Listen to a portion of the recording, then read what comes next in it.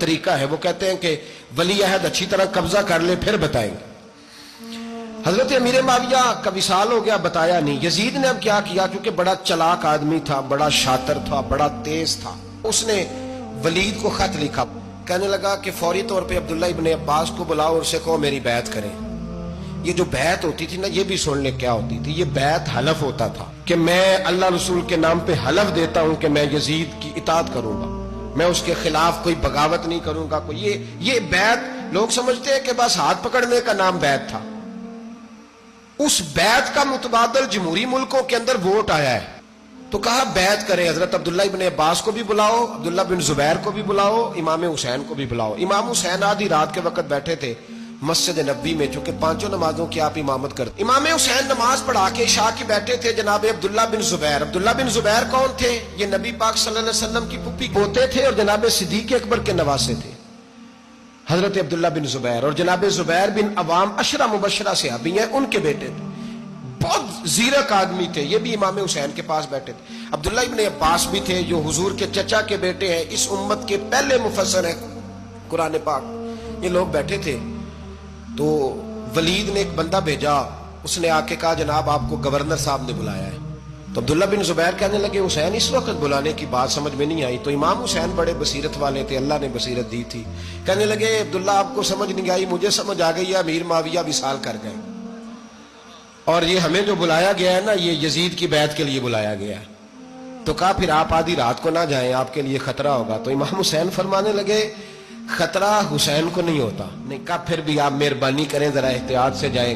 تو جناب عبداللہ ابن زبیر نے، عبداللہ ابن عباس نے 14 بندے نیزے دے کے، تلواریں دے کے امام حسین کے ساتھ بھیجے، اور کہا کہ امام حسین اگر اس نے کوئی غلط ملت بات کی نا، زبردستی بیعت کرنے کا کہا، تو آپ بس کوئی ایک بات اونچی آواز میں کر دینا، یہ سپاہی پیچھے آ جائیں گے۔ امام حسین ان 14 بندوں کو لے کے گورنر ہاؤس پہنچ گئے۔ جب آپ وہاں پہنچے، اس نے بتایا، اس نے کہا جی حضرت امیر معاویہ انتقال کر گئے اور آپ نے یزید کی بیعت کرنی ہے۔ تو امام حسین فرمانے لگے میں چھپ کے بیعت نہیں کروں گا، مجمع لگاؤ، جمعے والے دن اعلان کرو، جو طریقہ ہے حضرت ابوبکر صدیق کا، جو طریقہ ہے حضرت عمر فاروق کا، جو انداز حضرت عثمان غنی کا ہے، جو مولا علی کا ہے، سر عام اعلان کرو، اگر ساری دنیا یزید کی بیعت کرے گی تو میں بھی تیار ہوں۔ تم مجھ سے بیعت لے کے پھر لوگوں کو بتانا چاہتے ہو کہ حسین بیعت کر رہے ہیں تو تم کیوں نہیں کر رہے؟ میں عام آدمی نہیں ہوں، لہذا چھپ کے بیعت نہیں کرتا۔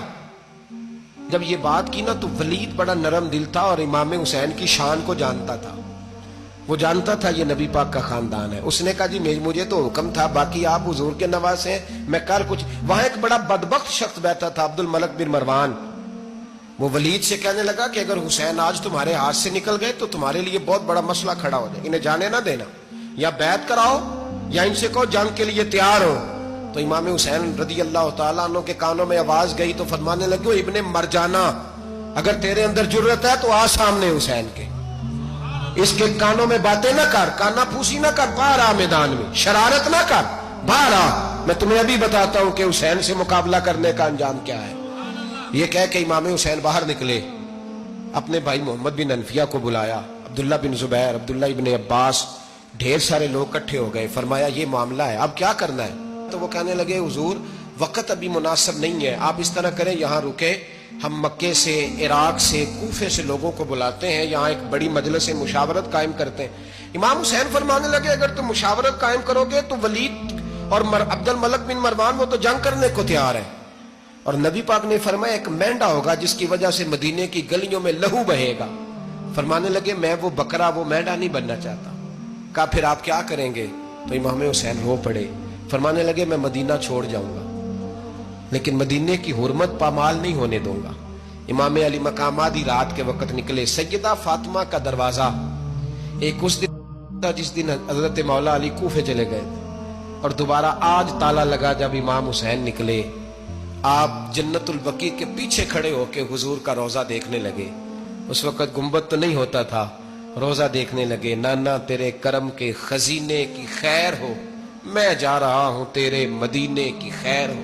سارا خاندان لے گئے، مکے تشریف لے گئے، حج کے ایام قریب آنے والے تھے۔ امام حسین نے وہاں لوگوں سے باتیں کی۔ جب امام حسین وہاں پہنچے تو کوفے سے خط آنے لگے، کوفہ حضرت علی کا دارالخلافہ تھا، وہاں آپ کے محبین پیار کرنے والے ڈھیروں تھے، انہیں خط لکھے